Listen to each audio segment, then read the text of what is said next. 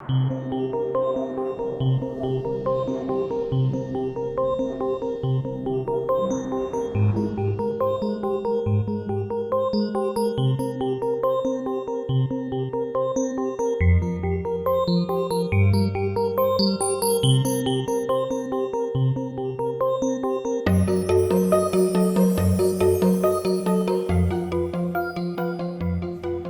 things right off the bat here. First and foremost, I'm actually I have something of a controversial opinion among Star Trek fans in that I actually kind of like the Ferengi sort of sometimes in the way they can be executed. Some of the Ferengi centric episodes I do actually enjoy. Um, the excellent the Magnificent Ferengi over on DS9 is a good example of that. And I do admit I find certain aspects of their culture interesting, although that's, again, pretty much 100% thanks to Deep Space Nine. The problem is, the other 90% of the time, the Ferengi are portrayed badly. But even when they're portrayed badly, there's usually something that's at least moderately interesting in the episodes they appear in. This is no exception to that. But there is no denying this is a bad episode. I know. We're in season 3. We're supposed to be past the bad episode crutch. But I was thinking about this earlier as I was debating. One of the things that could define Voyager in a nutshell is even when it's good, it's still bad. Granted, you could say that about a lot of things. But yeah, even in season 3, there's this episode, there's another episode coming up soon.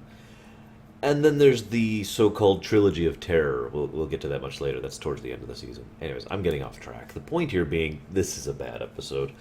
And honestly, I just don't have that much to say about this one. So this might actually be my shortest video thus far. We'll see if I can stretch it out, because I do have a topic to talk about that's only tangentially related. I'll save that to the end, for those of you not interested. But before you start flaming me and saying, oh, Arsh, how dare you bash this wonderful, beautiful episode, one of the things that I feel like pointing out is even the director and most of the people who worked on this episode freely admit that they don't like this episode, that they felt it was bad. And honestly, if you pay attention specifically to the directing, the things he does with the camera, the way he frames shots, that kind of a thing, the blocking, yeah, it is actually pretty bad. So, sorry to agree with you there, old chap. So, let's go ahead and talk about the first thing I find interesting about this. When this episode first came out, way back in the day when I was watching it, live, so to speak, I was actually really pumped for this episode because, well, there were two things that longtime Star Trek fans were really excited about seeing in the Delta Quadrant. And believe it or not, these Ferengi were actually one of them. Because way back in the Price, these two specific Ferengi entered this wormhole, went to the Delta Quadrant, blah, blah, blah. We'd always hoped that that would have returned in some way. And I know, I say we, I know at least 3 other Trekkers myself who were in concurrence with me on this. But I know I was, at the very least, interested. And of course, the other thing is the obvious thing. I'm not even going to say it, because it's that obvious. So, it was nice to see the return to this. And the moment the episode starts, I actually made a note here, it was so obvious. It's like, we have encountered a wormhole that's bouncing around. That's not how they phrase it, but that's what they mean. Immediately, just like that, I was like, it's them. It's those Ferengi. And I was like, yeah, we finally get to see what happens. And given at this point in time that we've seen so much more of the Ferengi, not just in TNG, but, in DS9, I was actually interested to see what they did with it. So, started off pretty promising. I also want to talk about the Price, though, very briefly. The Price is actually, believe it or not, something of a hallmark episode for Star Trek in general. Not because it's any good. It has its own flaws, and in fact, well, we'll talk about that when we get there. We'll get to TNG eventually, trust me. But the interesting thing about the Price is it introduced 2 concepts to Star Trek. Wormholes and the Delta Quadrant, which by proxy also introduced the quadrant system, which became the standard for Star Trek. Now, these ideas had been tossed around before, and you may hear occasional references to it in the original series primarily, to such things, but pretty much before this point, any time they were talking about something that would have, caused things to disappear or reappear elsewhere, they would have called it a black hole. This is the first time we actually introduced the primary concept of a wormhole, which became significant for many reasons, not the least of which being Deep Space Nine and the Bajoran wormhole. And of course, the establishment of the quadrants system really helped flesh out both DS9 and Voyager as well, because the Gamma Quadrant was so prevalent in DS9 and the Delta Quadrant in Voyager. It's always interesting seeing where this stuff really comes together. But yeah, so I just felt like mentioning that. A lot of work was gone into the, for lack of a better term, the setting of the price.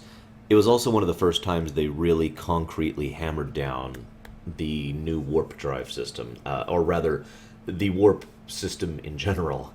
For those of you who are familiar, back in the original series and in the movies as well, they just kind of made it up. It'll take us blah days at warp blah. And you could literally insert any random number because they were literally just making it up. No effort was made to maintain continuity amongst the system. It is famous, most long-term Trekkers who are, or Trekkies who also happen to be nitpickers, famously recalled that they used to go to Warp 13 and stuff like that back in the old series because they would just toss a number in. But as of the price, the new warp scale was officially entered. Yes, I know it was being worked on before this, but the price officially set down, it would take this long to go this distance. And that was a mathematical fact that they pretty much held to from this point onwards. So price really helped nail that down. So it's just interesting how much the price for being such a lackluster episode helps establish the setting. But anyways, I'm getting way off track because I just don't want to talk about this episode. One of the things I complained most about Season 1 was the "will they get home again" plot. Because it's a stupid plot. It's understandable why you do it, and there are ways to use it to make it interesting, to have an actual dilemma, or have some reason why it might partially succeed, or whatever. But the reason it's stupid is because it was Season 1, and if they get home, the series is over, because that's the entire premise, is they're lost in the Delta Quadrant. I admit that I have said several times that one of the things I would have loved to do with Voyager, if I was in charge, if I was holding the reins, was to actually get them home, but then have the series keep going. I think there's several ways you could do that. I don't want to talk about that here. But the point is, at the time, we all knew they weren't going to do that. We all knew they weren't going to try to change the status quo so violently. Deep Space Nine was the one changing the status quo violently. See Way of the Warrior for a good example of that, or the Jem'Hadar for another good example of that. But, yeah. So, seeing a will they get home again plot this far into the series was just kind of like, ugh. But I'm like, okay. And as I was rewatching this, I'm like, okay, no, I'm judging too harshly. I'm just going to let it go. Then they spent the next 2 minutes and 15 seconds doing nothing but talking about how they were going, just focusing on how they were going to use this to get home. And having the old, "this could be our way home." The same dialogue. I swear it's the exact same lines from back in Season 1, in some cases. And it's like, okay, yes, I get it. And then at the end of the episode, the climax of the episode being, well, right before the coda, "Oh my god, the wormhole's closing, we need to catch it, quick, technobabble our way there, technobabble, never mind using something that would actually have a brain, just technobabble our way there, quick." It was just tiresome. I'm really tired of the "will we get home again" plot, and this was a really bad example of that. You know what, I'm being harsh. There's got to be some good things about this. I always work to find good things in the episode. So let's see, what was good about this episode? Hang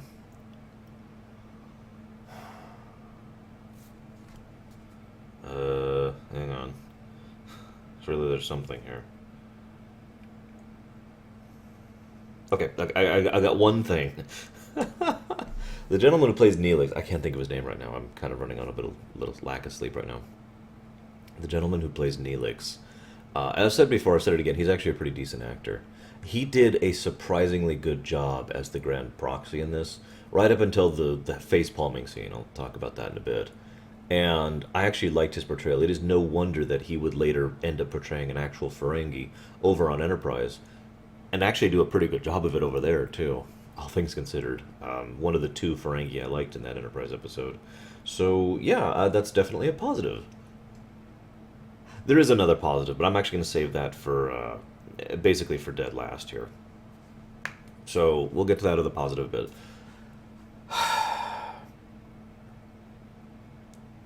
You know what, I got one other tiny little positive, admittedly. Two other positives, actually. You know what, I'll be nice.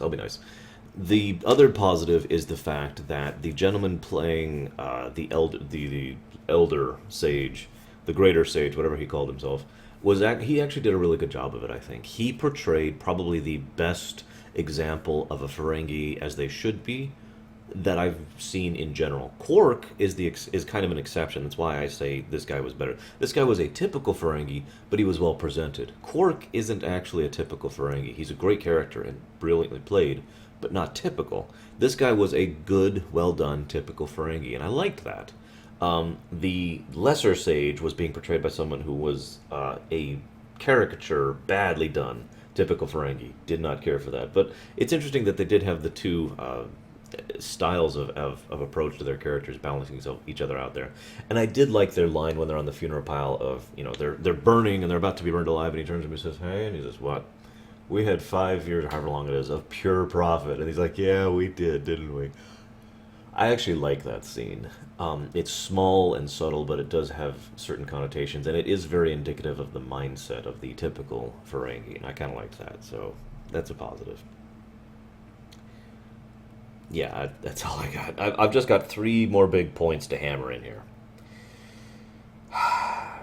So, the guest stars in this episode, Lord knows they tried.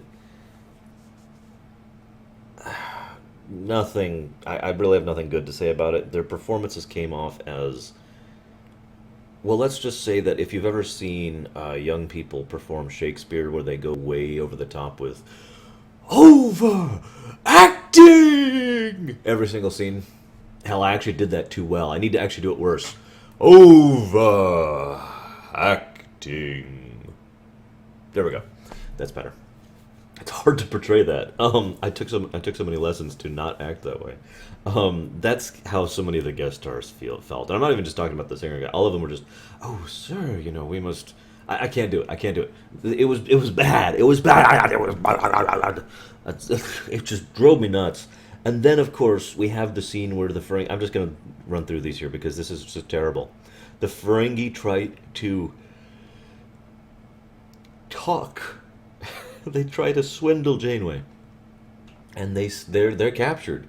They've lost. They have no leverage. They have no power. They have no backing. They have nothing, and they manage to talk their way into being beamed back down to the surface. What? Even while half asleep and watching this episode, okay, admittedly, I'm actually not half asleep. I'm exaggerating. Even if I was drunk and half asleep, and I had a wild polar bear actively mauling me as I'm watching this episode, I could have come up with 3 better options to you two right off the top of my head, rather than just beam them back and pretend nothing happened.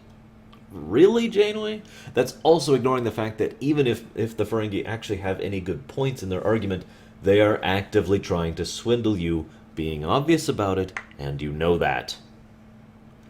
Letting them do whatever they want is not the way to satisfy that situation, especially since it's just going to empower them from a negotiating perspective and give them a sense of confidence in their approach. And it means you are now approaching any situation regarding them at a disadvantage, even if you aren't actually trying a negotiative tactic, as we saw when their next effort failed miserably, which brings me to my next point. I liked his I liked the portrayal of the Neelix Ferengi. I actually really did. As I mentioned, did a good job with it. But the whole sequence felt completely unnecessary and padded, and the reason why is the way it ended. It felt like it was building to something. It felt like this was going to be interesting. And then they talk about how they're going to kill Neelix. And I'm thinking, oh my god, are the Ferengi actually going to be threatening? And we're going to have to rescue Neelix from these people when we can't beam through their shield and all that fun stuff? This will be interesting. No. He ousts himself immediately. Neelix does. He says, "No, I'm a Talaxian. I'm not a Ferengi. It was all a lie." I wanted to slug whoever wrote those lines. That was a bad, pathetic scene. And it was a waste of all the dramatic potential that they'd been building up to that point. Hell, it was a waste even if there was no dramatic potential. It was just like all of a sudden... It was as if in The Last Crusade, I believe it was, when Indiana Jones is there getting his book signed by Hitler, Indiana Jones suddenly says, "No, by the way, I'm Indiana Jones, and I'm totally against the Nazis."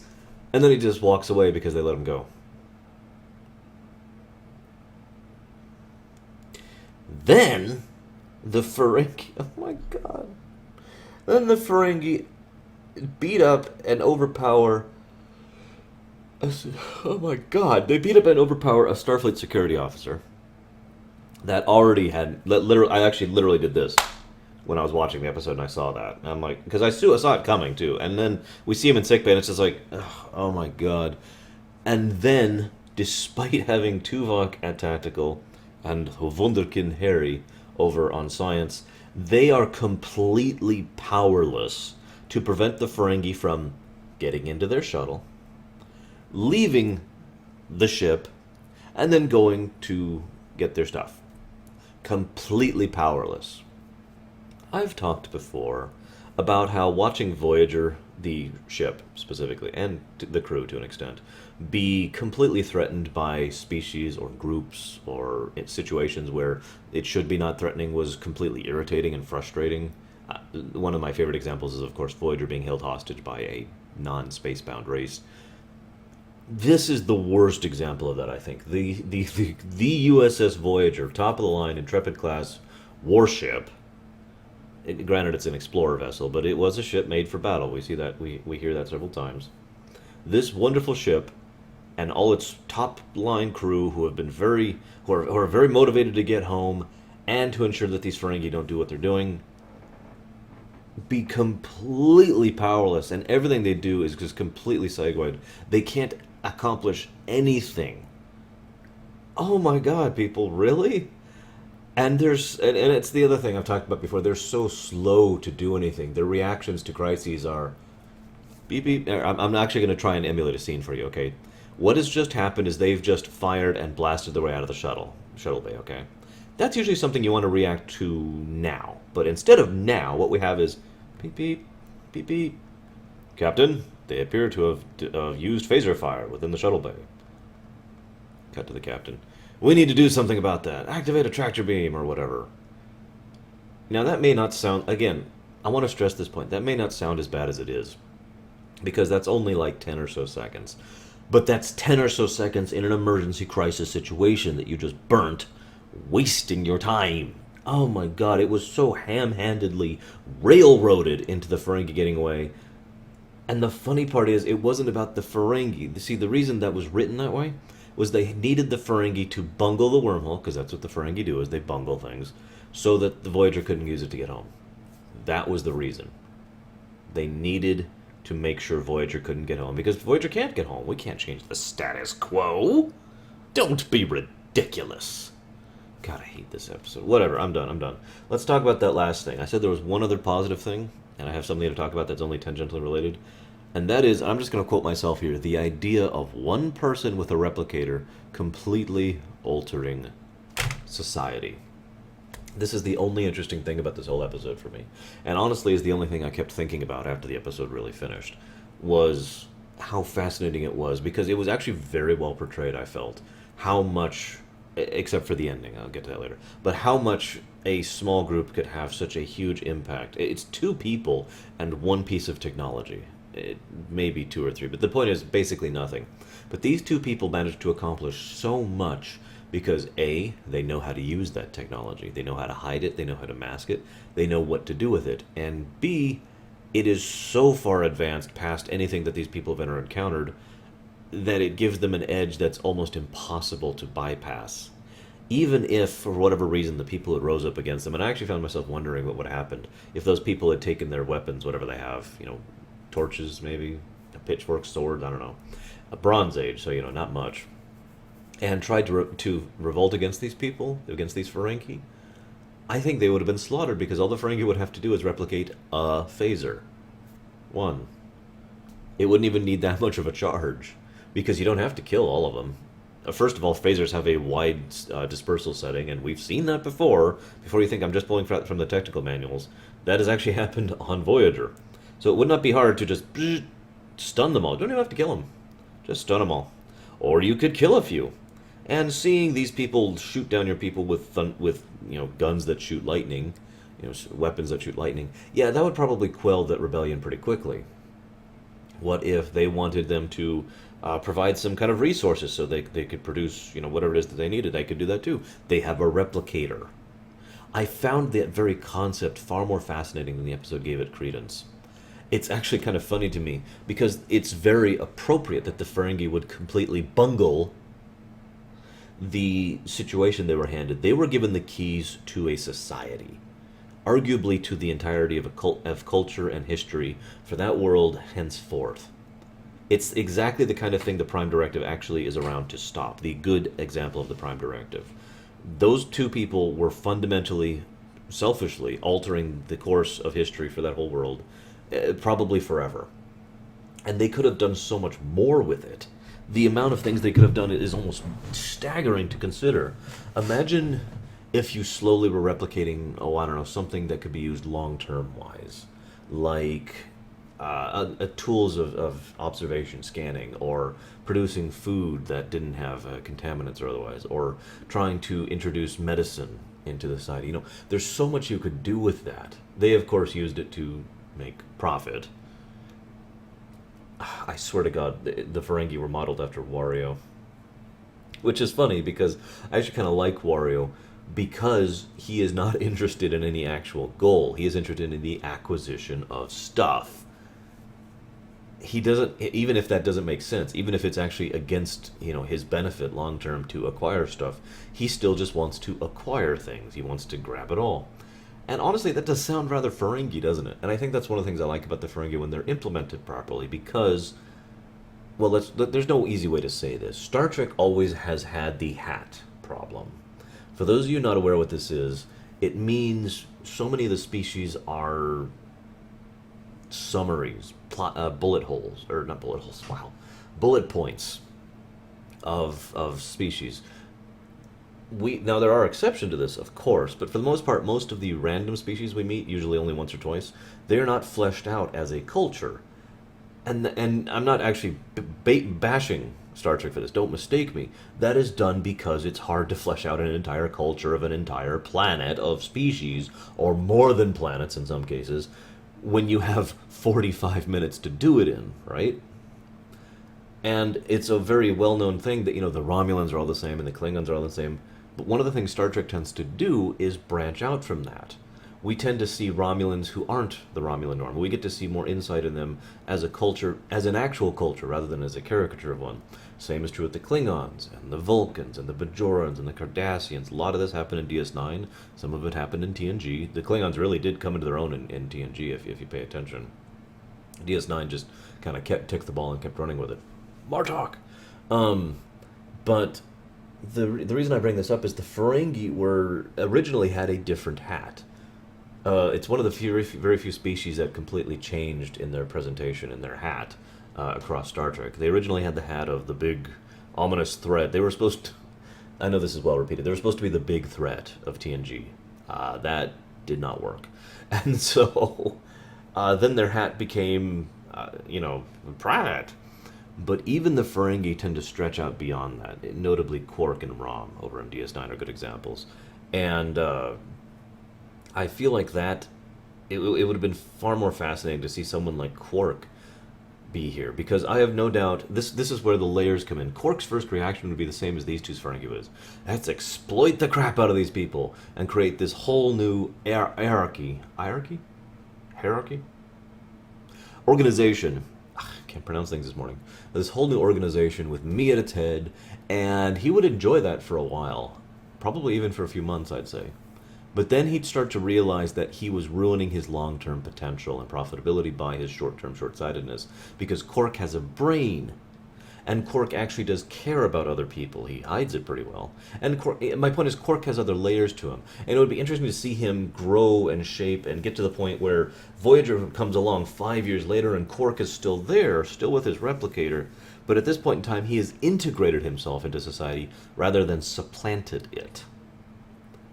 Nevertheless, I really don't have much else to add here. It's just the very concept of one person with one amazing piece of technology and what they can do, with a society that isn't prepared for that.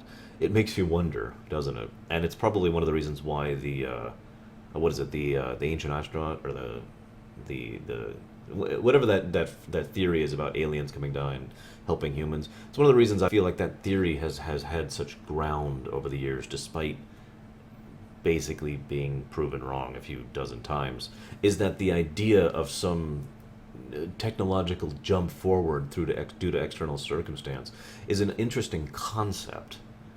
I guess that's all I have to say about that. Screw this episode. Good. I'd say this is the last time we'll see the Ferengi and Voyager. We'll talk about them more when we get to another show. Talk to you later, guys.